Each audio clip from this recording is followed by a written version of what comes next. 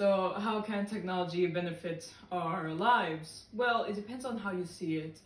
When I mention technology, some people will think of electronics like smartphones, computer, iPads, and so on.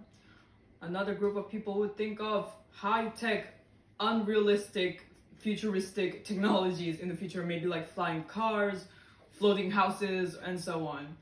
Or another group of people would just think of simple things like a spray bottle or a wheelchair that uses wheels to move. It really depends on how you see technology. If you see it as in like scrolling through social media endlessly without doing anything, or just about being convenient or something like that, it's really not that good at all, because technology as a whole, if you only look at social media, it can create a cycle called mental masturbation, which in some cases is worse than sexual masturbation. I don't mean to get sexual here, but it really is the case for a lot of people in Thailand and all over the world. Everyone has done mental masturbation at least once in their lifetime, scrolling on social media and doing literally nothing. Your dopamine's just rising looking at your phone, on TikTok, on YouTube, on Instagram. But if you want to look at it positively, then there are a lot of things positive for technology. It's just like medication, or how do I say this? Finding a lot of information without having to search through any type of books at all. Because if you compare technology right now to technology back then, like maybe 1600s, 1800s, 1900s, we have none of that at all. We have literally zero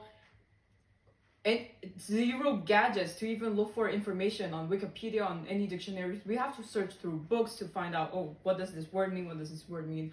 Or if you want to look for something or information about someone, you just can search on the internet, which is quite impressive. If you're gonna compare, for example, vehicles like cars to wagons back then. Wagons, they're just wooden wheels, and then you have to use an animal. In this case, maybe some countries uses horses, buffaloes, elephants. It depends on the country you live in.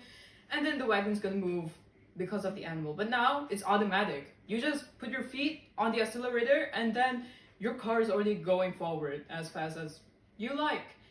And then another point I'm gonna make is medication.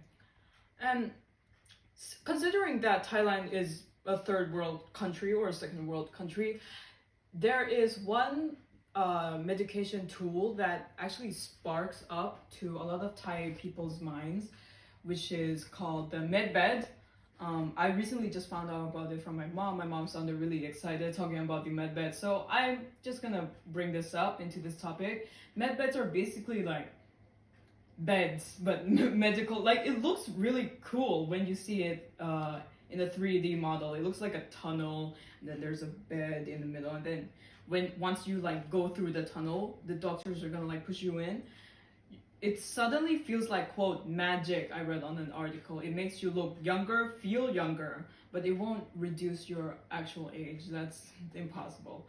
But yeah, I find medbeds quite intriguing almost, because it's like two third world countries and second world countries. Medbeds are seen as very like, it's like an unrealistic high-tech thing that you would see somewhere in the future, which I really much hope that in the near future, medbeds are going to be available for all countries, because I feel like it's a really useful gadget. And not only medbeds, other surgical tools like those scissors where you used to cut your patient's stomach open for in labor or something like that. Those are really good too, because back then we had none of those. The only thing we're gonna push the baby out from you're gonna push the baby out from there, and we literally have no tools in the 1600s and so on. Literally, surgeons back then are non-existent almost. And yeah, to conclude all of this, it really depends on how you put technology in. If you put it in, like I said, just scrolling through social media or just using your gadgets to be comfortable with, then it's really not that good. But if you see technology as an evolving thing, like, oh, now it's like this. In the future, tomorrow, it's gonna be bigger and then bigger and bigger, and then our world is gonna develop. Then, of course, technology is a really good thing. It depends on how you see it, of course. My name is Tomomi Yukida, and I thank you for listening.